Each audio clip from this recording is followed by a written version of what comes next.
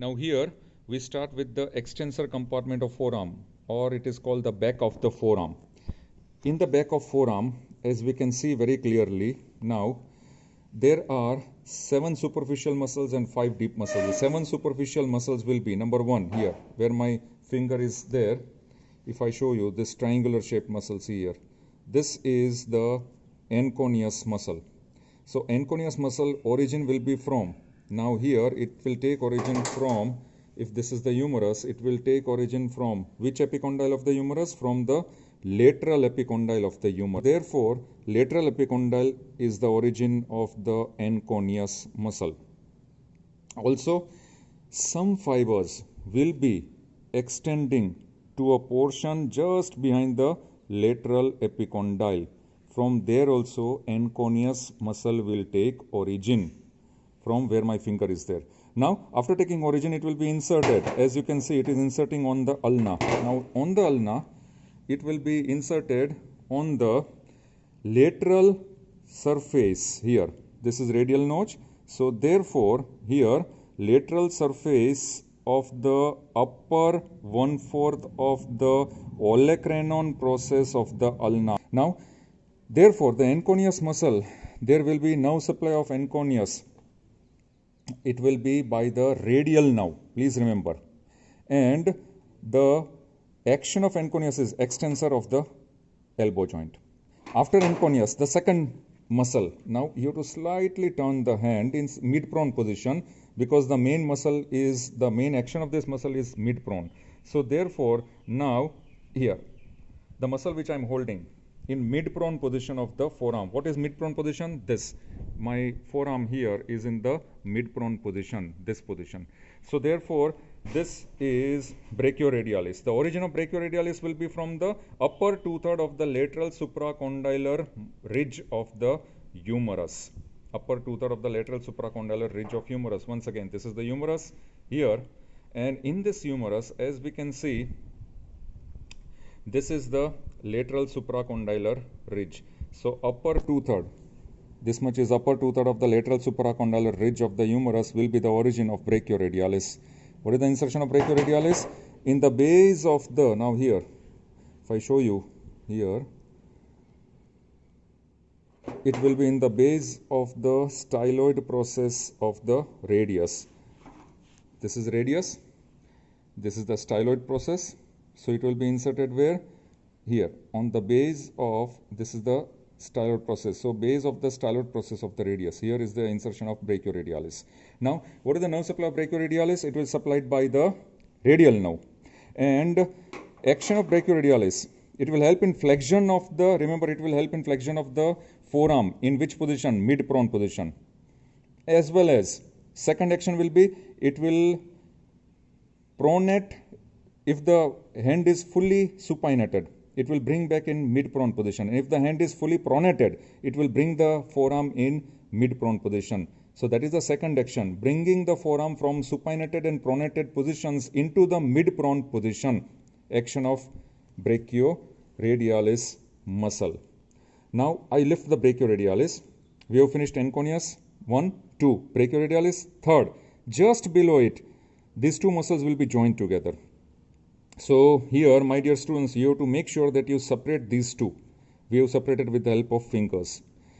And what are these two muscles? That is muscle number 3 and 4, immediately below brachioradialis. They are, this is extensor carpi radialis longus, and deep to it is extensor carpi radialis brevis. Both the muscles, origin, the origin of extensor carpi radialis longus, very interesting. It will take origin from, remember this lateral supracondylar ridge, lower 1/3 of the lateral supracondylar ridge of the humerus, because upper 2/3 will provide origin to the brachioradialis and lower 1/3 to the extensor carpi radialis longus. And this muscle, extensor carpi radialis longus, here, it will be inserted into the, see here it is going straight, and we can see here it is inserted into the dorsum of the base of the second metacarpal bone, where my thumb is there. This tendon is going here. And this muscle, extensor carpi radialis longus, I will discuss the action along with the extensor carpi radialis brevis.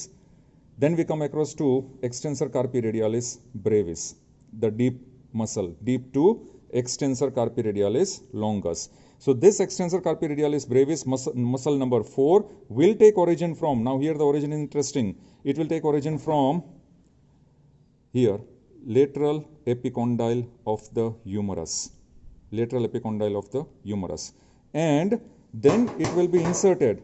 Now this muscle, it will be inserted into the, as you can see here, two parts. Number one, dorsum of the base of second metacarpal and dorsum of the base of the third metacarpal, both. So therefore now supply extensor carpi radialis longus and extensor carpi radialis brevis. Now extensor carpi radialis longus is supplied by radial nerve and extensor carpi radialis brevis is supplied by branch of radial nerve, which is called posterior interosseous nerve.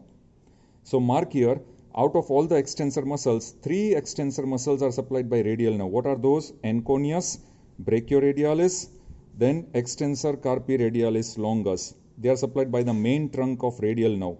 Branch of radial nerve, that is posterior interosseous nerve, it is supplying the extensor carpi radialis brevis.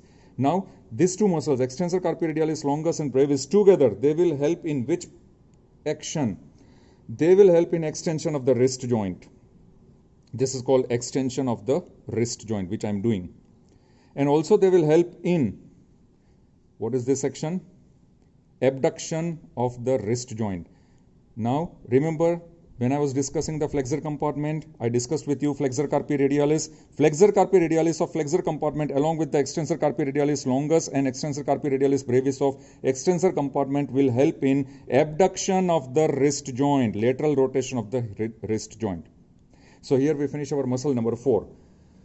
So 4 muscles of the superficial part of the extensor compartment we have finished. Enconeus, brachioradialis, extensor carpi radialis longus, extensor carpi radialis brevis. Now the remaining 3 muscles of the superficial compartment here, which I am holding. This is extensor digitorum. Now this extensor digitorum, as you can see, will take origin from the, once again, lateral epicondyle of the humerus. The beauty of this muscle is in insertion, where I need to explain it to you at the end of this session about the insertion of extensor digitorum. Now this entire extensor digitorum, here you can see I have lifted. This entire extensor digitorum has split into 4 tendons. 1, 2, 3, 4. All the 4 tendons. And they will be inserted in the form of extensor expansion here. They will be inserted in the form of extensor expansion across the dorsum of the 4 phalanges. Sorry, not 4 phalanges, but the 4 digits, index, middle, ring, little. Now, this extensor digitorum is supplied by which nerve? Posterior interosseous nerve, which is a branch of radial nerve. And the action of extensor digitorum will be, it will help in extension of the wrist joint as well as the extension of metacarpophalangeal joint as well as the extension of the digits. What are those digits? The phalanges. So this is extensor digitorum. Now we come across to, we have finished first enconeus, second brachioradialis, third extensor carpi radialis longus, fourth extensor carpi radialis brevis, fifth extensor digitorum, and then we come across to sixth here, which I am holding. Now this is the muscle number 6, which is extensor digiti minimi. Here this muscle will take origin from the lateral epicondyle of the humerus. Once again, lateral epicondyle of humerus, and here it will pass along with the last expansion of the little finger. It will join this tendon here, which is here, the tendon which is going here. This will join, this is the tendon of this muscle, extensor digiti minimi. This tendon will join with the extensor expansion of this last digit. Now this is the tendon of extensor digitorum, and here this is the tendon of extensor digiti minimi. It will join with this tendon and form the extensor expansion of the last digit, that is the little finger. That is the insertion. Now nerve supply of extensor digiti minimi will be posterior interosseous nerve, and the action of extensor digiti minimi will be extension of metacarpophalangeal joint of the little finger. And now muscle number 7, and that will be this muscle here, which I am holding. This is the last muscle of the superficial compartment of the extensor group. Now here this is the extensor carpi ulnaris. Origin of extensor carpi ulnaris once again from the lateral epicondyle of the humerus. Lateral epicondyle of the humerus here. And this muscle insertion will be, this extensor carpi ulnaris will be inserted into the base of the fifth metacarpal bone. And the nerve supply will be posterior introitious now, and action will be, extensor carpi ulnaris will help in extension of the wrist joint as well as along with flexor carpi ulnaris. Along with flexor carpi ulnaris, it will help in adduction, medial movement of wrist joint, which I am doing, adduction of the wrist joint. So here we finish the superficial muscles of the extensor compartment of elbow.